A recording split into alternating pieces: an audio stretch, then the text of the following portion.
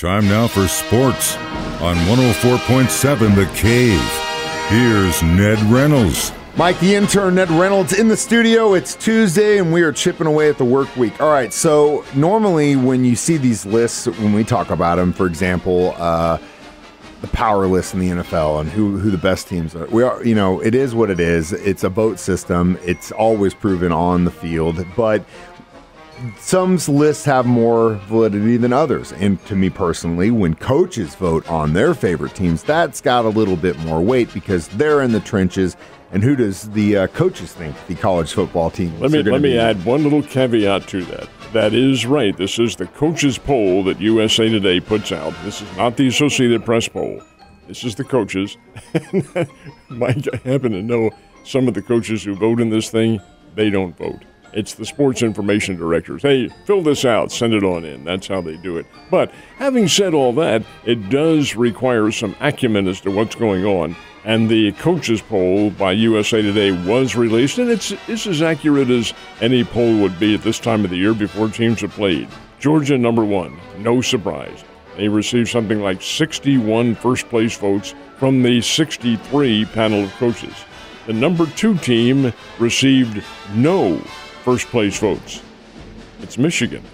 But wait a minute, how could they get the number of points? Well, that's because the numbers of points they accrued for being second, third, fourth, fifth, and so forth allowed them to be number two in America, according to this poll. Alabama had 4 first-place votes. They're number 3. Ohio State, LSU, Southern Cal, Penn State, Florida State, Clemson, Tennessee. That's the top 10, according to the coaches. Now, the Associated Press ratings of teams and All-American teams is really the hallmark of what most of the media puts into any kind of coverage at all. And the AP has not released their top 10 or their rankings yet, but I think they will shortly. Interestingly enough, Missouri and Arkansas were in the also gained votes. That's the 25 and below. They did have votes along those lines, but again, in this topsy-turvy world of college sports, and it is topsy-turvy, that's how it stands, as according to the coaches. Man, again, it's a little too early to call it, but who you think, Georgia's number one in your mind still? Yeah, they are, but that doesn't necessarily mean they're going to finish there because these teams, all of them surrounding there. Now, Georgia does have a formidable schedule, except for their first game. They play in their opening game Tennessee Martin. Those poor bastards. That's Tennessee Martin from the Ohio Valley Conference. I know. Who does Tennessee Martin play in their second game? Missouri State. Yeah. And that's more along the lines of who they should be playing going out of the gate against Georgia. A lot of these teams do that, and I wonder, and again, there's no definitive statement one way or the other, but with all these changes in affiliations and conferences and so forth, does that agreement with the FCS disappear? I hope not, because they're money makers. The Bears, for instance, going up to KU this year to play their first game on September 1st. That's probably a $400,000 payday. Hey, to athletic budgets here, that's a very big deal. To others, it's a drop in the bucket. But to the FCS schools, it does mean a lot. It does, and that is the reason why teams like that play teams like Georgia, is because they get that paycheck, and it's worth the money to get beat up on a Saturday. All right, so we talked about that race NASCAR had on Sunday getting delayed. How many delays is that so far this year? It's got to be like 4 or 5, right? In terms of restarting the event, now it wasn't necessarily restarted. It was picked up from where it had been suspended. That doesn't happen very often. But moving him from day to day, yes, it's happened quite a bit this year because of the rain situation, mostly in the south. But it did happen yesterday. Chris Buescher finally got they stopped it after 74 laps and then resumed it yesterday. And Buescher held on to get the win with Martin Truex Jr. finishing second. This is up in Michigan.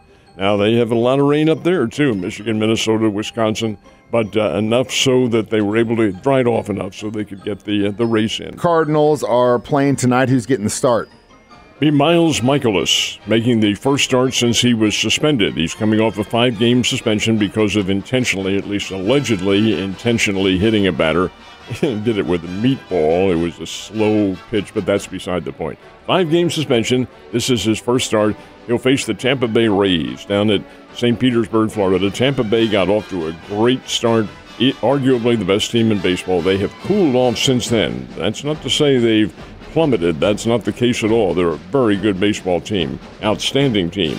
That's who the Cardinals face in the first of a 3-game series. 29-year-old Zach Eflin is going for the Tampa Bay Ball Club. He's 12-6 with a 3.46 ERA, which is pretty good. Michaelis is under 500, but he throws such a different style of baseball. Unless you have seen it, and guys in the American League have not, he can be tantalizing. So we'll see what happens tonight. The Cardinals and the Tampa Bay Rays in what used to be called the Suncoast Dome. It's now Tropicana Field in St. Petersburg. Exciting stuff. Royals were on the field last night. Are they still winning games? No, Boston Red Sox beat them last night by a score of 6-2, and you knew this was going to happen to Kansas City. Won 7 in a row, and every team has their fairly lengthy, everything's relative, lengthy winning streak over the course of the season. And the Royals did have theirs, and the Royals are a better team. Bobby Witt's playing very good baseball, and the team has come together. They're not talentless athletes. They just simply have not reached a winning formula. When they do, well, we hope it's in the very near future. Anyway, Boston Red Sox win 6-2 last night at Fenway Park. Exciting stuff, and at least the Royals guys are getting some wins this season. All right, Missouri teams. Obviously, Kansas City and St. Louis have had better seasons in the past, so they're definitely not on the high list of power rankings right now in baseball. No, to say the least, they are not. In fact, they're both so low as to be almost out of sight.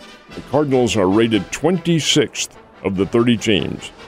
26 of 30. Who would have thought that the Cardinals would ever plummet that much? The Royals are 29 of 30. 30, of course, is the Oakland A's.